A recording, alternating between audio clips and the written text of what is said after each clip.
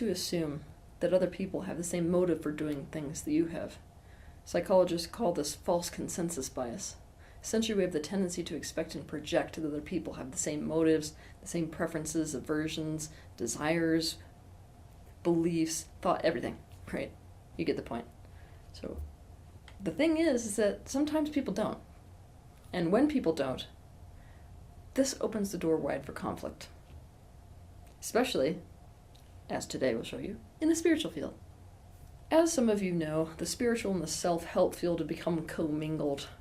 So let's call this field, right, the spiritual self-help field, one field. You can actually divide it into two different camps. This camp is the people who practice spirituality and self-help in order to find and feel comfort, relief, and feel good. This other camp are people who have found spirituality and self-help specifically because they want awareness and they want to awaken. These people are truth seekers.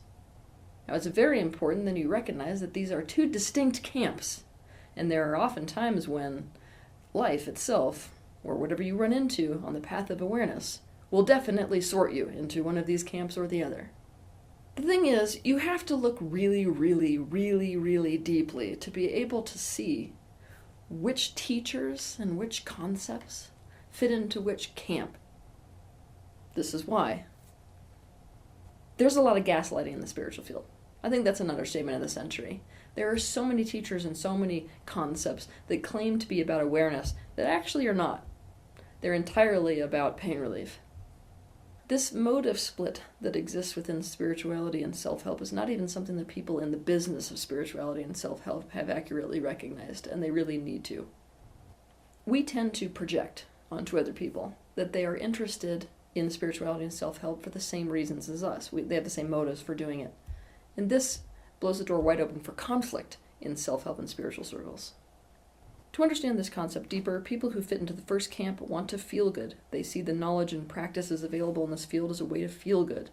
People who fit into the second camp want to know it's true. They imagine that knowing the truth will enable them to make changes that will lead to feeling better, but they want to know the truth even if what they come to find out makes them feel really, really bad.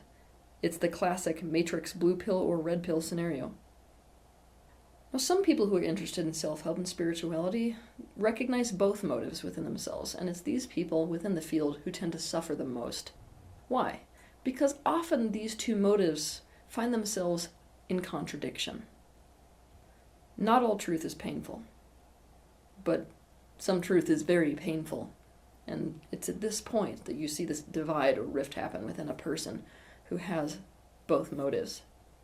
A person who is interested in spiritual practice in order to find comfort is pretty much unconcerned with whether those methods that create comfort reflect the truth or whether they're serving as a coping mechanism. A person who's caught in the middle wants to feel good, but is always worried about whether they are simply going into denial or avoidance, or whether something that feels good that they are told is true or not. While there are some teachers that straddle the fence, so to speak, most teachers and most of the thoughts, concepts, tools, and everything that they teach can be fit into either camp. Before I continue with the rest of this episode, I have to make you aware that I deeply understand people who want to be using spirituality and self-help for the sake of pain relief and in order to feel good. I mean, we all want to feel good, let's just be honest. We all want relief when we're suffering. The thing is that I need to make you aware of the fact that there is this different motive that is inherent within the spiritual field and the self-help field, and this different motive that may exist within yourself, so that you can actually be in a space of choice. Both the field of spirituality and self-help in order to feel good, and spirituality and self-help in order to awaken, have very powerful tools and beneficial tools if they're used in the right situations and in the right ways. That's kind of where the risk is for people who commit to spiritual practice and commit to self-help for the sake of feeling good. Because oftentimes they do not actually use tools in the right ways, in the right circumstances, in the right situations, and can dig themselves into a very deep hole because of it. There are scenarios in which pain relief is beneficial. The path of awareness recognizes this. There are also scenarios where pain relief is detrimental. Comfort and feel-good based spiritual practice blows the door wide open for these detrimental aspects of pain relief. For example, if the barometer of whether something is true is whether it feels good, we will end up in the land of ignorance. For example, it is true that sex trafficking of children is happening. That does not feel good. If we follow our emotions like a compass, we must see that our emotions are dictated by thoughts, most of which are programmed into you at a young age and have no real bearing on reality. So, are we following our authentic compass or a compass that has been programmed by our family and culture? We may be in a situation where we really can do something to change it, but instead, we use the techniques that are offered in the field of spirituality and self-help that are comforting, that enable us to cope better, so that we spend years putting up with a situation we have the power to get out of. We may use comforting, feeling concepts to completely whitewash over the reality of something that is happening, and therefore completely misinterpret the meaning of it. For example, I know people who are intimacy phobes. I mean, the reason that they go from relationship to relationship to relationship is because they can never get too invested. And yet, they go to seminars and come back, and they look at me in the face and they say things like, you know, what I'm really realizing about myself is that I'm a starseed.